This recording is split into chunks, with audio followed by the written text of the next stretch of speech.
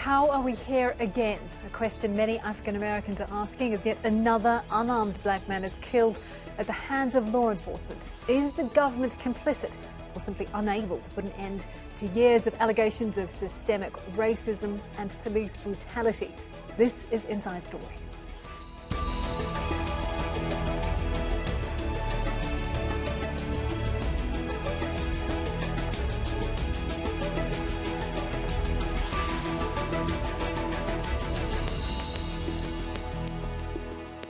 Hello, welcome to the program. I'm Kim Vinell. Anger and unrest are spreading across cities in the United States over the police killing of yet another unarmed African American. Like others, the killing of George Floyd in Minneapolis was caught on video and went viral online. Images of police officer Derek Chauvin kneeling on Floyd's neck for several minutes, leading to Floyd's death, sparked anger. Crowds protested, demanding justice and attacking police and vehicles. Police in riot gear fired tear gas, rubber bullets and pepper spray and arrested a CNN journalist and TV crew. Well, the violence in Minneapolis prompted a tweet from President Trump, who called protesters thugs, adding, "When the looting starts, the shooting starts." Twitter says the message glorified violence and removed it from view, although users can still select and view it. Meanwhile, a feeling of resentment towards police is echoing throughout the United States. What I think is ridiculous is that they're using the lethal force that they're using and how they're trying to harm us. You know, I know they know the point. We want justice. We want the bad officers out of there. We're not here against good officers if there is. You can't tell me when that man had his knee on my brother's neck, taking his life away with his hand in his pocket, that smirk on his face didn't say I'm protected. That's right. That's what it says. That's what it said. You can't tell me that he didn't feel that it was his duty to murder my brother and that he was fine with it, and he knew he was going to get away with it. Mm-hmm. You can't tell me that wasn't a look in his face. We've seen this so many times, and we see it right in our face and we don't get no justice. We have to step up to the plate, people. We can't take the cover-ups, the lies and lies. And then they still get paid with our tax dollars. We can't do this anymore. We have to stand up. We have to take a stand. Social media has exposed other high-profile incidents involving police in the United States. In 2014, Eric Garner was killed in custody in New York after a policeman put him in a chokehold. Video of his death spread, leading to protests and the use of force by the police being questioned. A year later, 2 police officers in the city of Minneapolis shot unarmed Jamar Clark in the chest after a scuffle at a party. Violence broke out when Clark died the next day. In 2016, Philando Castile was pulled over by police for a broken tail light on his vehicle in Minnesota. He was shot dead by an officer seconds after disclosing he owned and was licensed to carry a concealed weapon.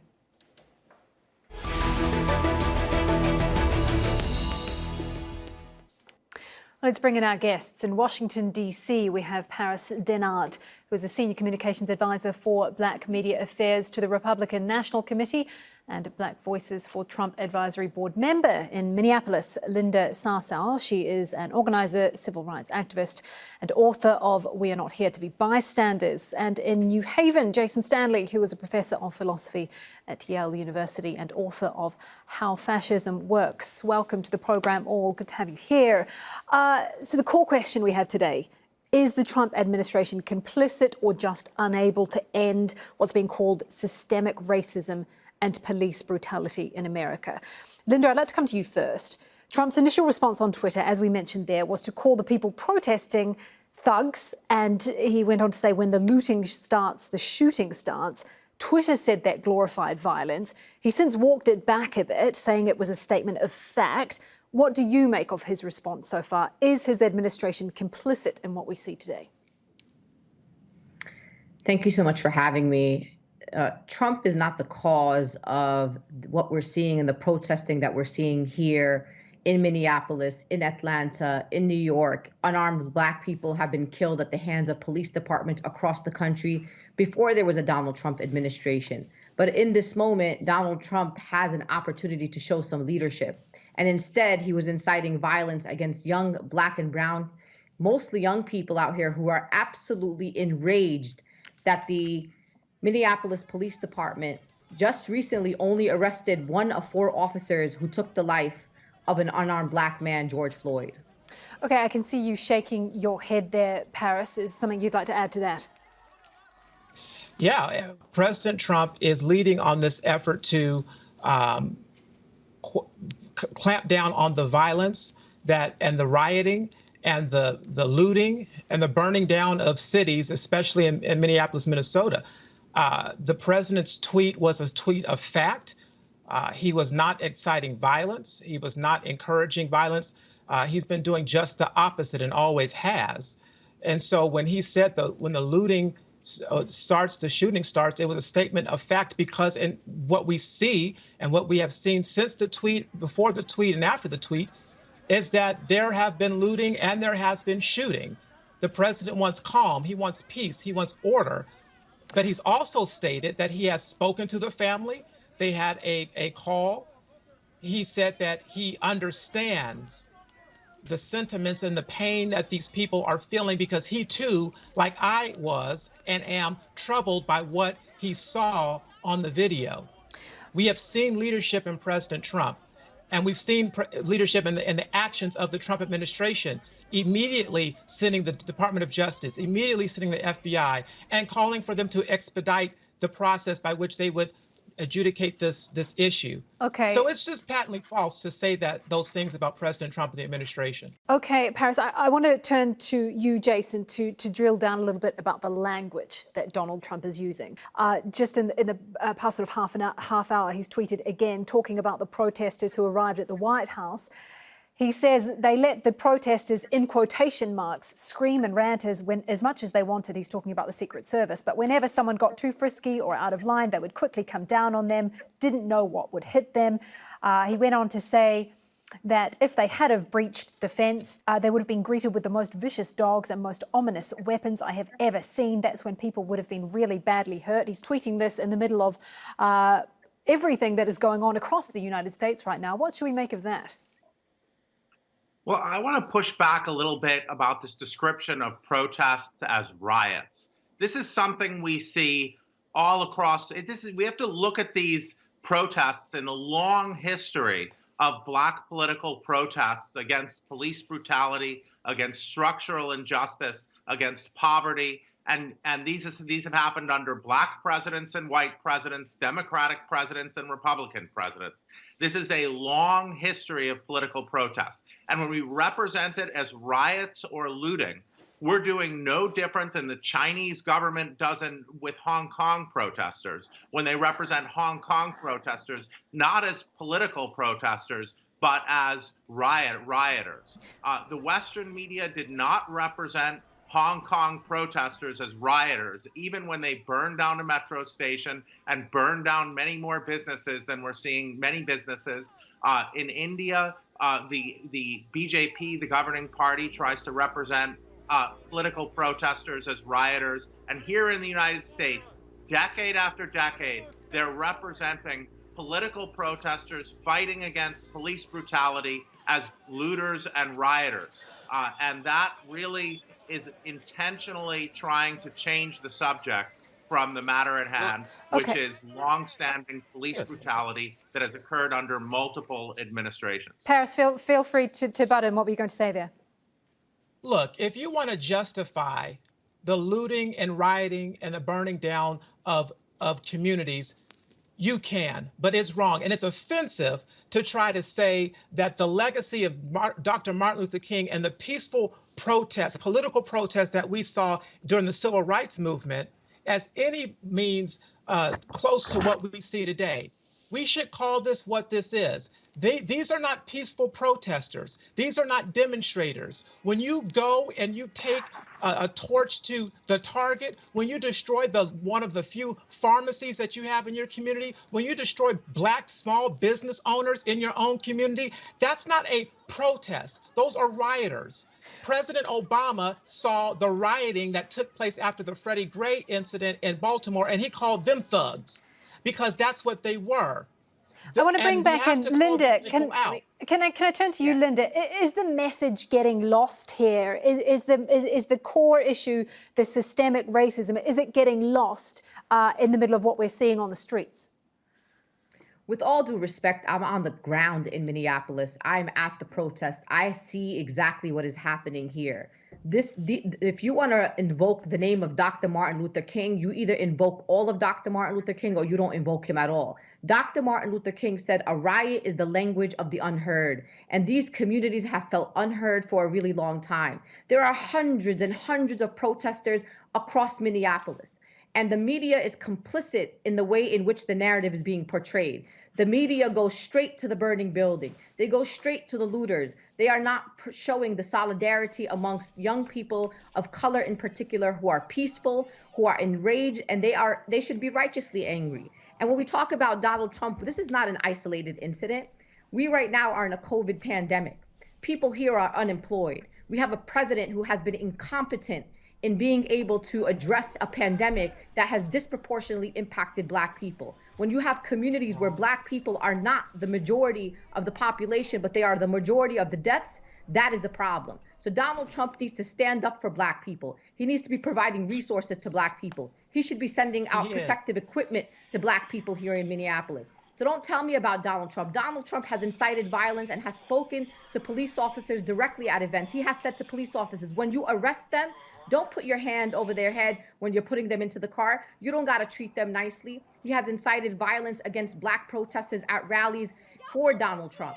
Donald Trump has been inciting violence against immigrants and against other communities of color. He has broken the law for the last 3.5 years that he's been in office, and he has not been held accountable. So what he should be doing is calling for the officers that killed George Floyd and kill every Black person across the country to be held accountable and responsible. But he wouldn't do that because that would mean he would have to be held responsible for the things that he's done to the American people. Paris, is Linda right? She's 100% wrong, and it's embarrassing that she's actually saying this before an international audience.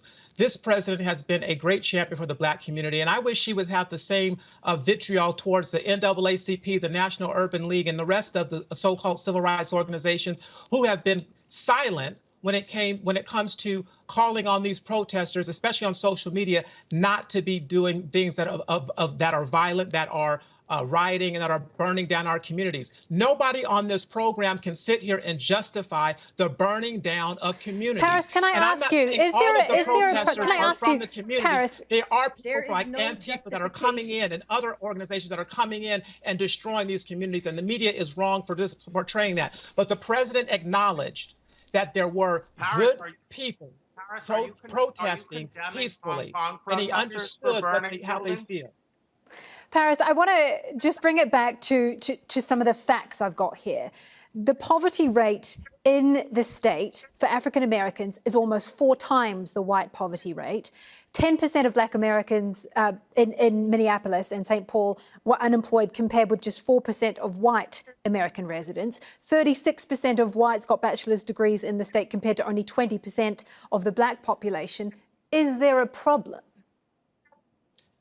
Yes, I think all of those stats are very problematic. And I think that's why you've seen a president try to put in policies that would impact the Black community in a positive way, as we saw with the historic low Black unemployment before COVID-19. That we saw him doing that. We saw his unprecedented support, both financially and for HBCUs, historically Black colleges and universities. But I would ask the Democrat mayor and I would ask the Democrat governor, what are they doing on the local level to make sure that these disparities, that these issues that are problematic and that are wrong, that are disproportionately impacting our communities of color in that state and in that city, what have they been doing for years and decades? President Trump has been doing an excellent job at addressing, especially during COVID-19. There are PPE is getting to communities of colors, $1 billion worth of testing and going to community centers. These are things that are happening, whether she wants to admit it or not. Those are the facts. There is still clearly a lot of anger that, on the streets, though. I want to go back to Jason. You've written about Trump's communication style, saying in the past that he has created his own reality and tried to press that reality onto his readers. I believe you called it authoritarian propaganda. I'm wondering, does George Floyd's death and the protests that we're seeing right now force him to confront what is happening? Well, we'll see. I'm in agreement with Paris that the racial disparities, the tragic racial disparities, well, not tragic, they're caused by long histories of structural racism, are due to Democrats and Republicans. These are long-standing things. These kinds of protests against police brutality and massive racial disparities in wealth and income are long-standing. And shouldn't be placed on the shoulders. They should be placed on both political parties, the blame. But obviously, this is a president who's run as a law and order president. And the worry is he's going to change the topic from the racial disparities to riots and looting, even though he just is severing relationships over China over Hong Kong protesters, treatment of Hong Kong protesters, who let's be clear, are political protesters. We'd never call them anything other than political protesters. And when you're calling them rioters, when you're calling attention to, say, the metro station they burned, you are changing the topic. You are deflecting and changing the topic.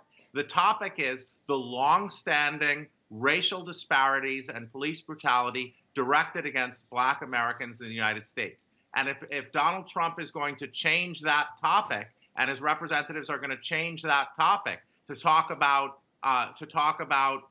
rage when it results in property damage, then they're changing the topic and they're paving the way for an authoritarian law and order response. And the president has no business with this kind of language. It's obviously going to enable the police brutality that has led to the situation, the long-standing situation that we're facing, and it's going to potentially make them worse and bring us into a summer of grievous violence. But it's at the very beginning, of this recent episode. So let's see. Paris, Dennard, if I can come back to you. Trump did talk about how he'd spoken to George Floyd's family. He said, he accepted that George Floyd was in tremendous pain, that he couldn't breathe, that it was obvious to anyone that watched. And yet, in all of the other language that we've heard from Donald Trump, he has not mentioned systemic racism. He has not talked about, as Joe Biden did, a country with an open wound, calling out systemic racism. Is there a problem in not using that language and avoiding those terms?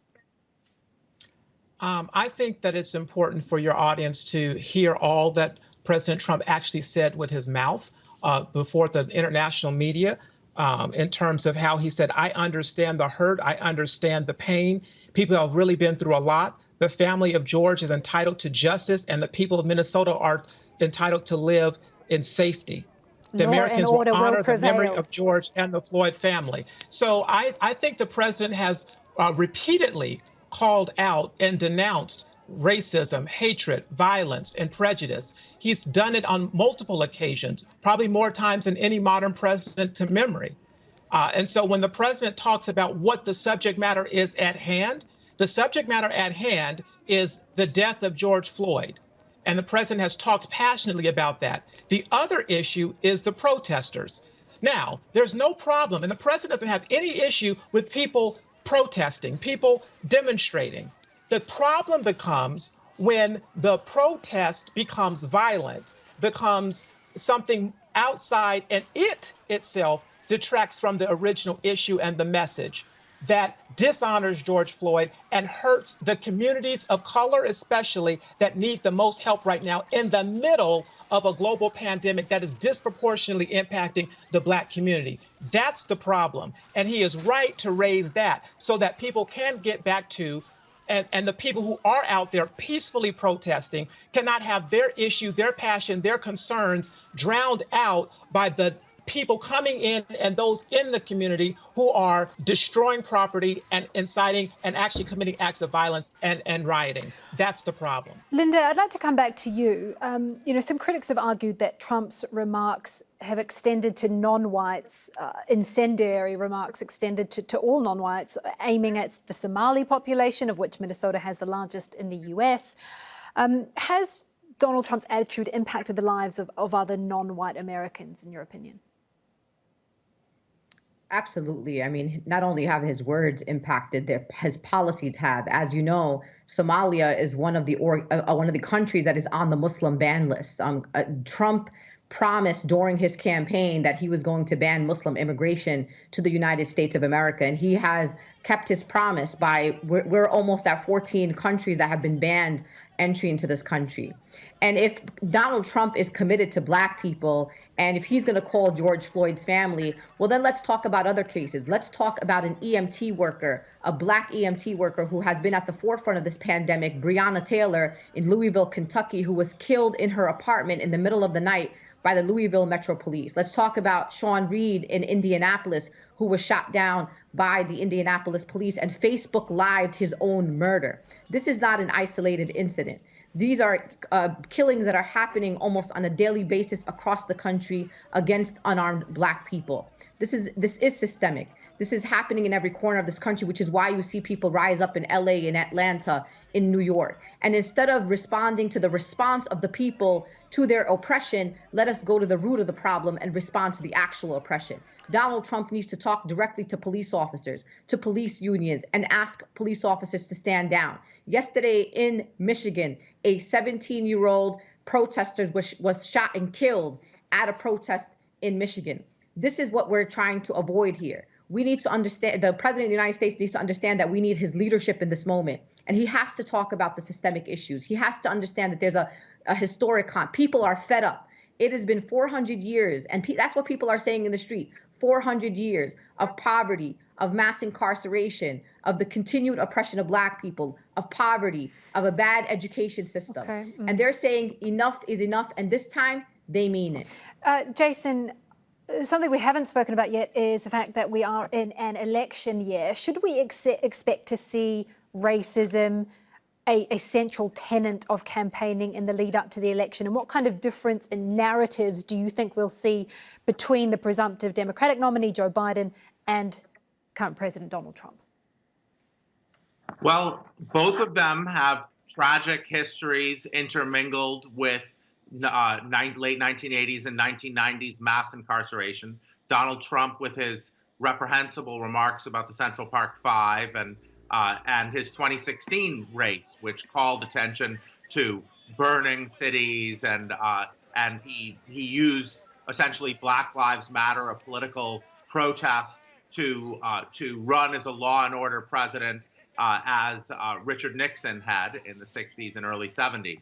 But Joe Biden also has a problematic history with mass incarceration and racializing social problems. And so I think Joe Biden has done much more to address that past. I think Trump has, but both of them face the crucible of decision making, and both of them will have to go through this summer making sure they address the long-standing problems and both of their histories here on the wrong side of these issues. I'm sorry.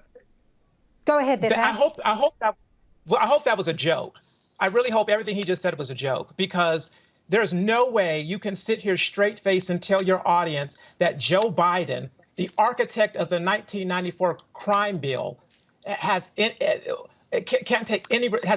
a good job at trying to right the wrongs of the crime bill. Excuse me. It led to the mass incarceration, the destruction of the Black community, Black family, and Black generational wealth for thousands of people who look just like me.